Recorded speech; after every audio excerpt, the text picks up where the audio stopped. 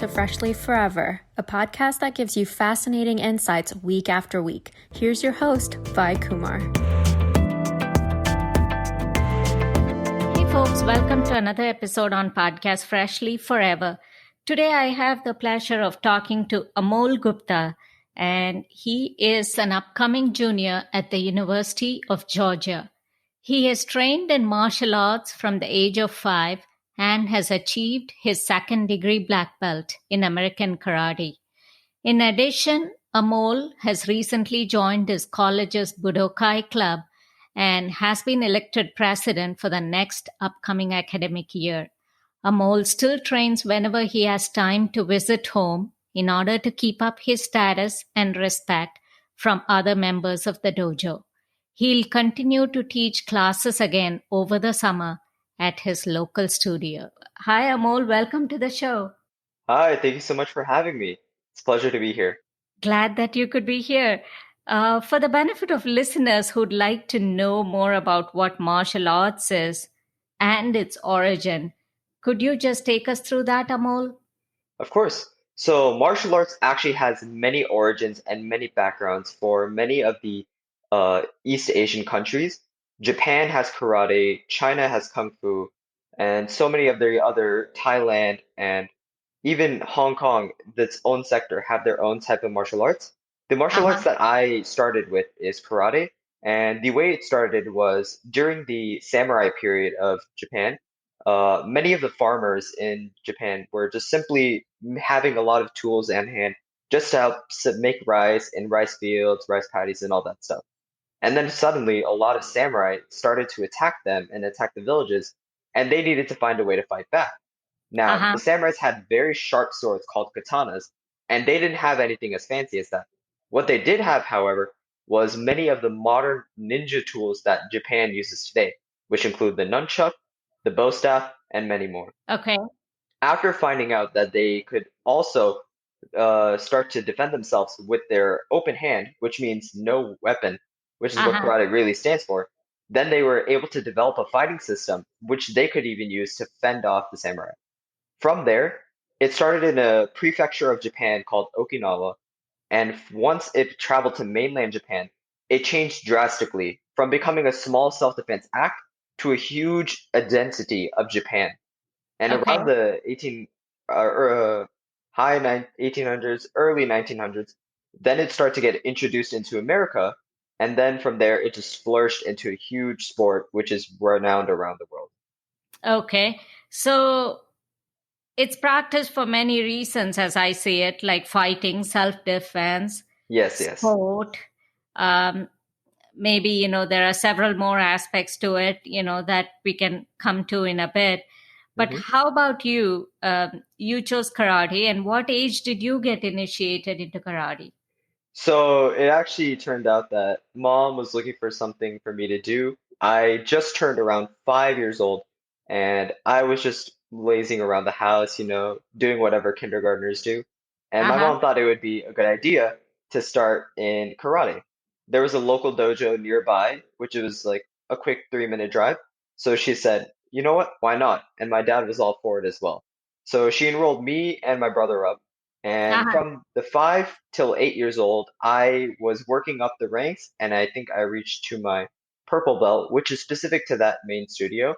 And after that, I think after the age of 8, I decided to take a leave to try some other things.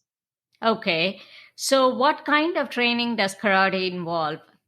So training from karate involves many different aspects. The ones my dojo go over are a focus on kicks, combinations, self-defense, forms, or otherwise known as kata, and then sparring. So the kicks, as much as it sounds like, it's just focused on how you are kicking.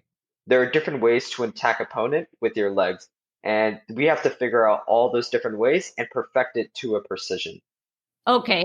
So is that what determines, you said purple belt, right? So is that Yes. what determines what stages you progress, like as to how your physical training and your mental training, because it's a mix of both, right? Yes. So So there's how you progress with that, does it make the determination as far as your belt progression as well? Yes, it does. So once you start to learn all the five core values of progressing from belt to belt, then you also do have a mental aspect as well, not only in becoming the best to your abilities, but also showcasing that you are worthy of holding either a blue belt, a purple belt, or even a black belt.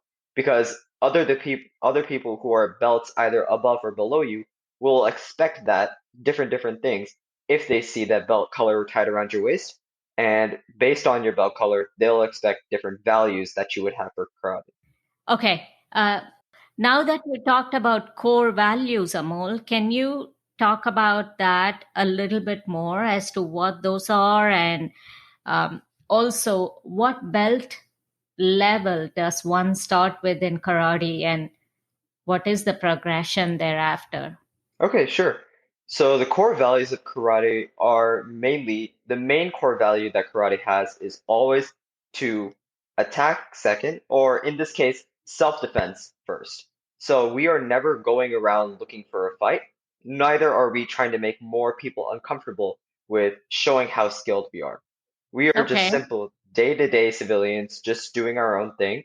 However, in a situation which is causing others people stress, and if we are unable to put our axe towards it, then we will safely disarm either ourselves or simply disarm the person's life in danger. So we will try to make everything as seamless as possible and only use our skills in necessary times when it can't be used at any other time. Okay. Uh, and what about the belt? Is purple the first level? Is that where you start? So the first belt is actually the white belt. The actually I'll tell a quick story about the belts as well.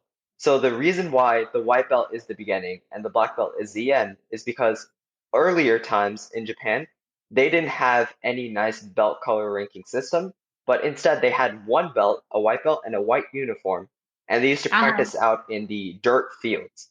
And Okay. for some reason, every time they practiced, they would never wash their uniform or their belt. So they would practice so much that their belts and their clothing would turn naturally black.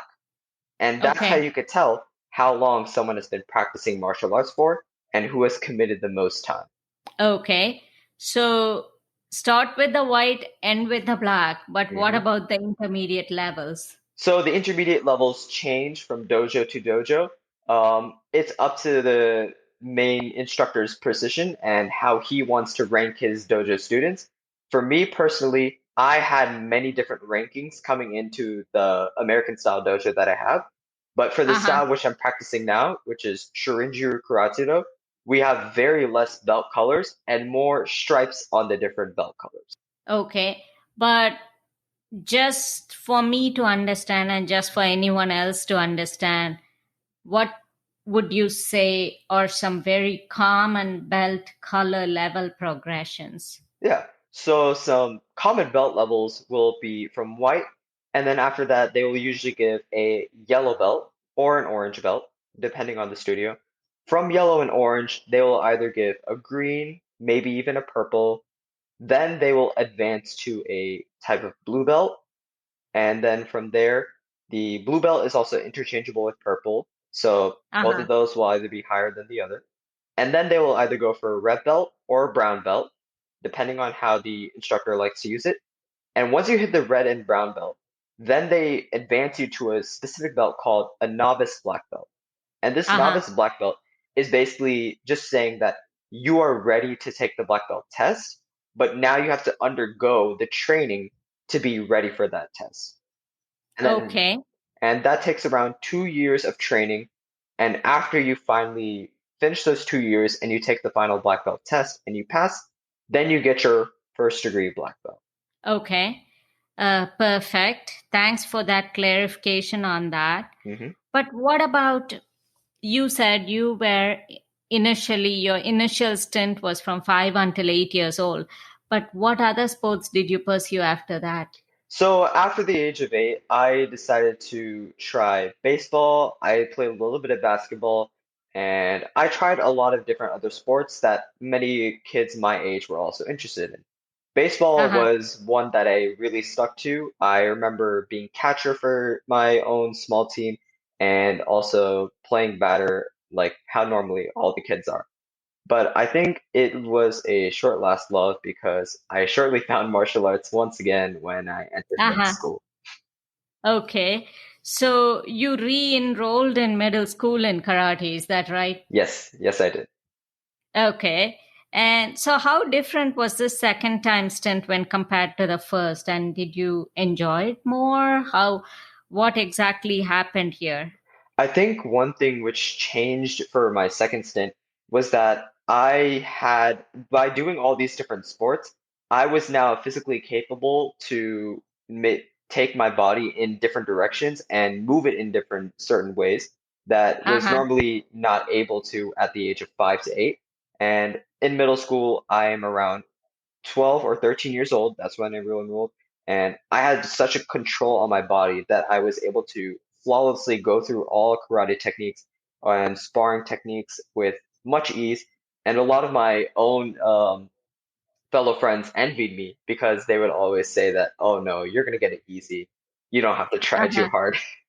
But Okay. yeah, but I think after doing so many different sports and being exposed to so many different physical demanding sports, my body just sort of accustomed itself to be able to do anything that it asked it to. Okay.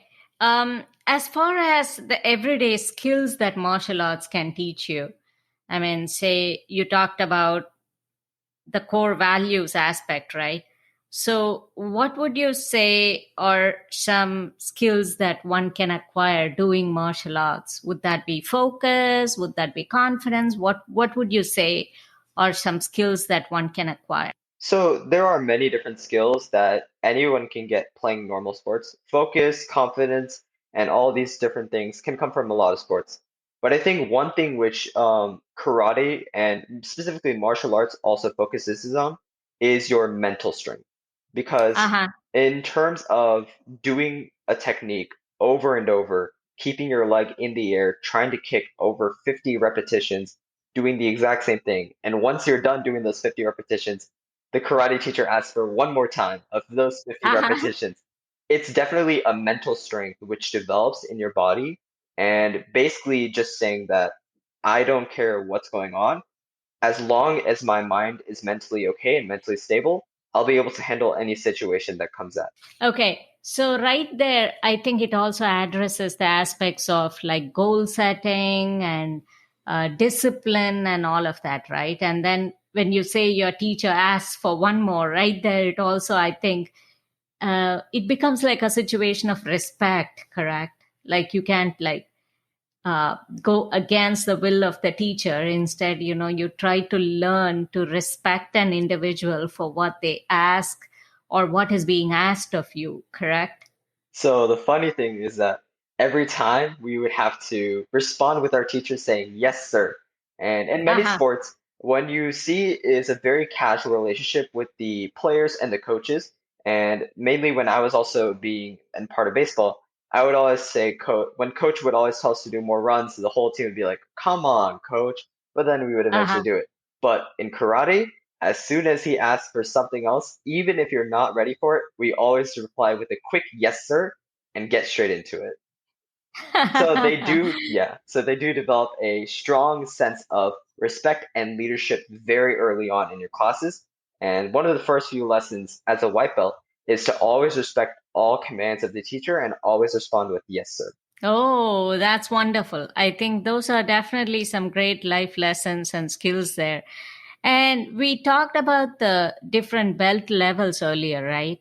Um, what would you say typically is the time period that one can say envision in terms of an achievement path going from one belt level to another?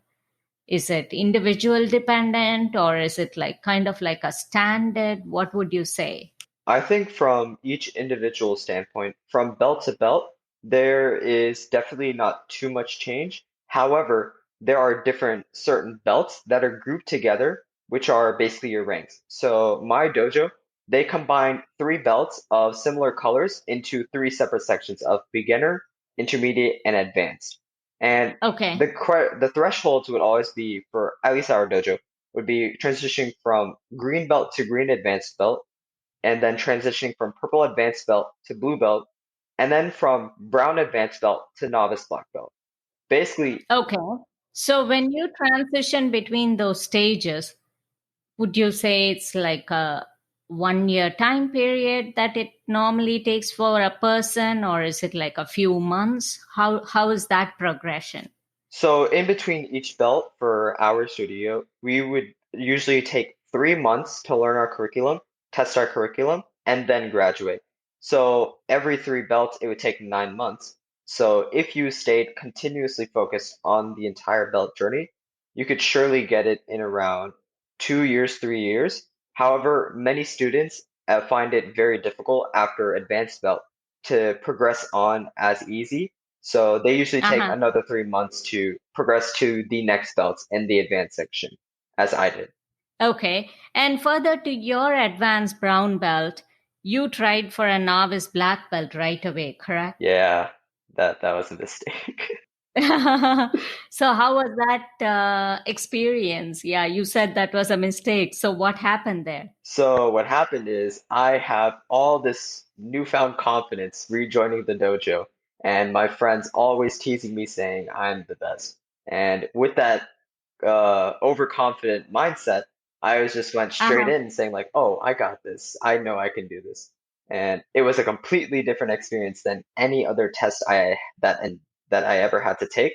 It entailed a huge physical training portion even before we started doing the test, which required around 50 plus push-ups, 60 plus Uh-huh. sit-ups, and then immediately going into a horse stance, which is basically holding something similar to a horse riding posture, but no horse. So you're holding that posture for around 3 to 4 minutes straight. Okay. So does each level then involve a certain set of physical activities for you to, be able to graduate from one belt to another? Yes, every belt requires a certain number of push-ups, sit-ups, and a time to hold the horse stance. And this is more prevalent in the later belts than the earlier belts because in the earlier belts, they're still developing their physical strength and they are less tedious with how specifically are they doing their push-ups, if they're really holding the posture for a horse stance. But once you are in Uh-huh. the advanced belt, especially if you are a novice black belt, you are expected to be the best of the best, and you have to basically do everything to a solid perfection that the senseis will agree upon, saying that this kid deserves a black belt or deserves a novice black Okay. belt. And so you also have like a certain requirement on the number of miles you run and all of that for the black belt? Yes, for the black belt test, they do require you to run a mile in under 10 minutes. And if you are not able to do that, then they will almost always fail you. Okay. And so when you tried for a novice black belt, and I heard you say that was a mistake, so what did that hiccup teach you, and how did you handle that aspect of, okay, that temporary failure, if you will? So after I missed the passing grade by one section, because there are 8 sections on the Uh-huh. test, I got 5 out of 8 when the passing was needed 6 out of 8. After I Uh-huh. saw that result, it was the first time in a long time at the dojo, at least, that I didn't get it right away or just immediately. Uh-huh. So it really just took a hit to my confidence and my ability being like, can I keep continuing on as a martial artist? Is this really what's meant to be? And here I am at like Mhm. age 14 thinking this. But after I took around a month break after that test because it was very physically demanding, I restarted my classes once a week, twice a week, and surely I started to get back into the rhythm of just doing my own regular training. And Okay. around after 6 months of training, again as an advanced brown belt, I was able to sign up for the next novice black belt test and pass with 6 out of 8 sections. Oh, how nice. And so, how did that reflect on your mindset at that time, from the hiccup to the success? Definitely during those 6 months, my only thing that was going on was that I needed to be better than I was, and I need to physically show myself and physically show the senseis as well that I'm mature enough and ready to take the next novice black belt test. Okay. And you also said once or twice a week, right? Typically, how many days in a week does anyone train in karate for any belt level? So since I wasn't doing many extracurriculars at the time in middle school, I was able to train at least 4 times a week, and every single day there would be 45-minute sessions, and some days there would be back-to-back classes of a normal class and then a sparring class. So those would be on Uh-huh. Wednesday and Saturday. So that's what it would entail. Okay. And what was the other class that you said? Sparring class. This is the where we all wear our protection gear, our headgear, our mask, and our gloves, chest, and then our feet gear. And then we would have hand-to-hand combat with each other in a very safe and controlled environment. Okay. Okay. Back in a moment with our guest on Fresh Leaf Forever.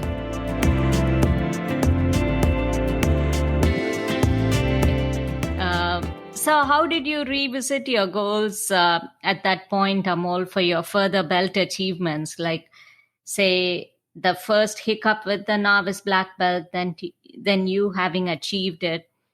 How did you revisit your goals at that point, as far as ultimately going for that black belt? Which is the most coveted prize, I guess, that any dojo student would want to go for. So after I finally received my novice black belt, I just realized as soon as I had it, I celebrated for maybe 5, 10 minutes, and then it dawned Uh-huh. upon me that now I am physically one belt away from every kid's dream when they first start a martial arts school.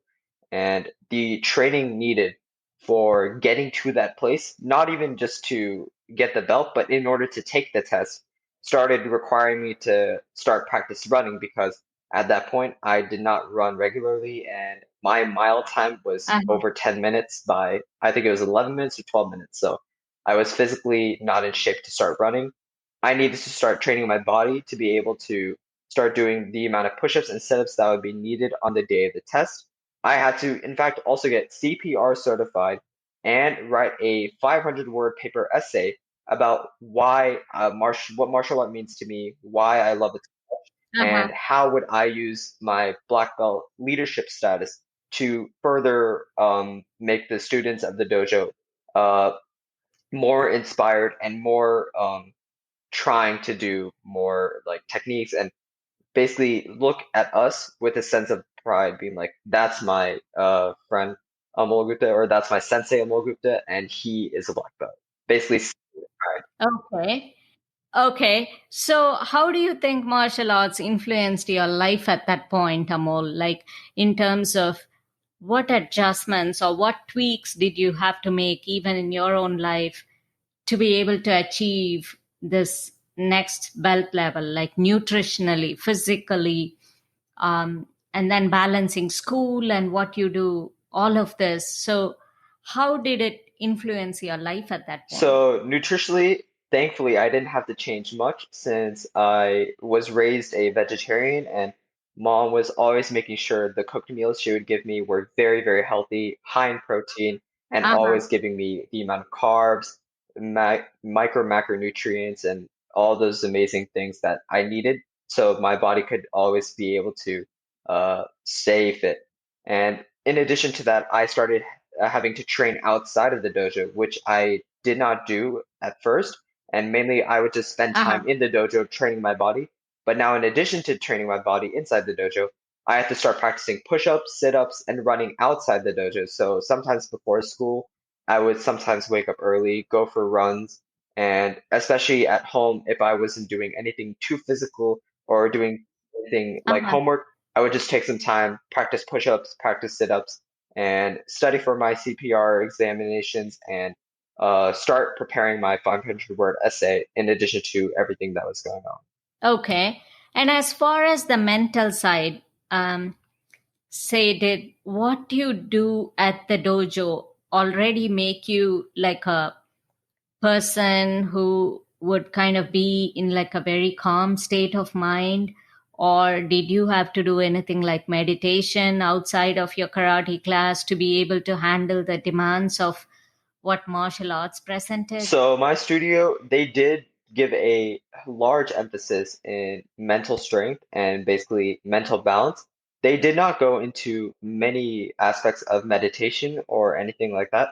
However, Being Uh-huh. with my dad, Mahesh, he is also a practitioner of many Isha yoga practices.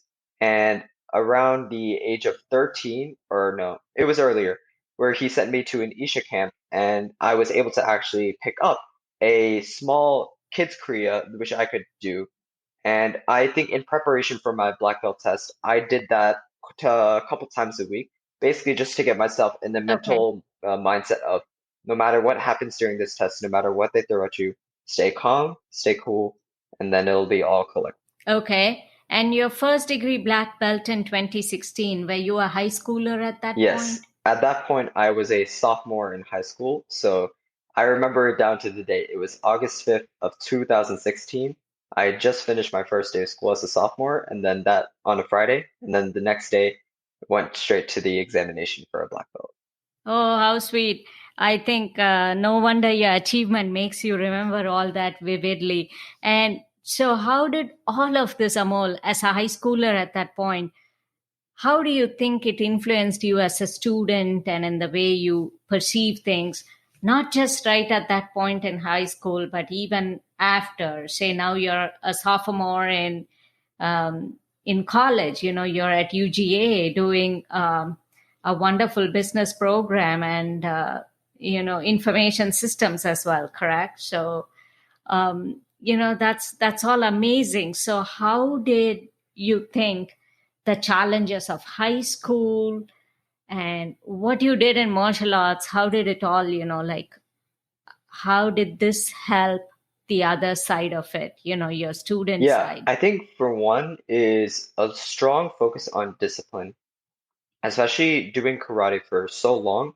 The teachers would always say, the people outside of your dojo should recognize you as a unique human being or someone who is not normal. Uh-huh. They say that once you leave the dojo with your black belt on, even though your black belt may come off around your waist, you never change yourself from your black belt status. You walk around Uh-huh. with the opportunity and the discipline of a black belt. When you're in class, you're always going to respond to your teachers with a very formal yes ma'am, no ma'am, yes sir, no sir.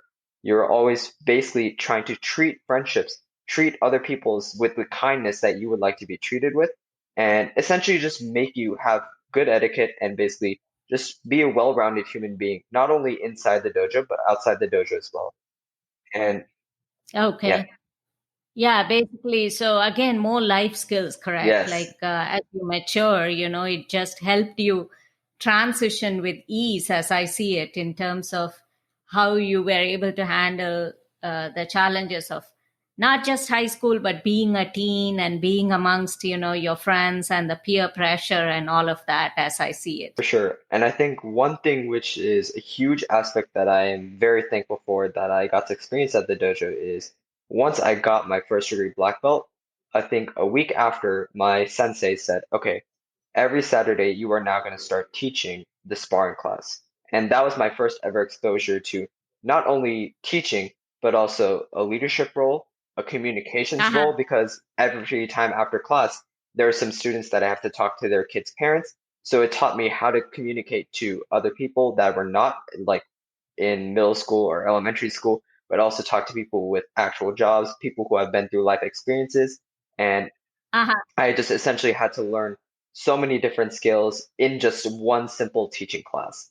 And that was one thing which I was able to not only pick up, but also flourish in for many different opportunities at school as well. Okay. How do you think that transition in role for you at the dojo from student to teacher, how do you think that is coming in handy for what you're doing right now in college? You're away from home, you're managing things, you're handling people, you're a business school student, and you're in a prestigious business school. So how is it all? How would you think it's all coming together right now? That experience. I think one thing which is I can vividly see is that my communication skills, especially in presenting for any sort of class project or any sort of club project, I am very confident with my speaking skills, communication skills, really, and basically leading anything that's needed. So from being able to lead so many different classes at my dojo, I was able to find a karate club here at UGA itself. And after a year of being involved with this heavily as a vice president, I was able to be elected as the next president of the club. And I can only credit all of my success that I had with communication, leadership, and anything similar to that to my teaching role at the dojo for Oh, how 2 years. sweet. And congratulations on that role. Thank you, And thank I you. think that's phenomenal. And if you were to point out any other skill that karate teaches, would you say it also helps you uh, probably when you tie the martial arts and your education and your life when it all comes together? Is memorization something that that's another skill that you gain with karate? I think memorization was not as prevalent, but definitely the ability to adapt on the spot and in any different situation and being able to respond in a cool and effective manner is one specific thing that I definitely picked up doing martial arts. A section of the black belt test is called the gauntlet, where all Uh-huh. the instructors of the dojo, after our entire test, we all think it's over. And then at the very end, they say, "You think it's over?" And then they all start putting on their sparring gear, and we have to go down the entire line of instructors, fighting every single one of them in a sparring manner, Uh-huh. and they do not hold back. This is the one time the instructors are going full out. They will hurt you, they will kick you, they will punch you, and they will put you to the ground in a safe manner, of course. But basically, in that moment, they're trying to see that if life presents an opportunity as like unfortunate as this, how are you going to respond? And in that moment, Mm-hmm. they're not asking us to win against these instructors with many years of experience, which is just as a high school student, middle school student, that's just completely unnecessary. But what they are looking for is the heart of a black belt, basically being able to look at the situation, even though it's towering against you and basically being super tall and just like you don't know if you'll be able to even complete it, even though you know Uh-huh. that deep down that like you won't be able to defeat the task.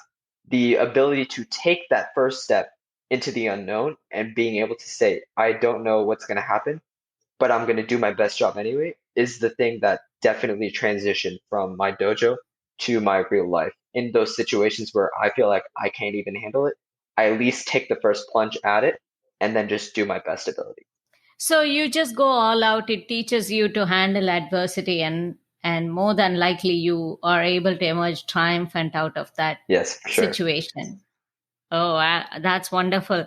And if you were to give any advice or takeaways to listeners, and as far as advice as to how one can benefit from martial arts, and any general takeaways or anything specific to martial arts for the listeners, what would those be, Amol? Your 2 cents worth. I really appreciate all the kind words. One thing which I would definitely take away if is from martial arts is that it is not only a sport. A lot of sports say that their sports are lifestyle, but martial arts is Uh-huh. really a completely different way of living. Because the origins of martial arts started with the fact of not only being self-defense, but also proactively searching for opportunities to give back. One main Uh-huh. thing and main mantra of my dojo school is once you receive your black belt, you are not at the end of your journey, but you are actually at the start of your journey.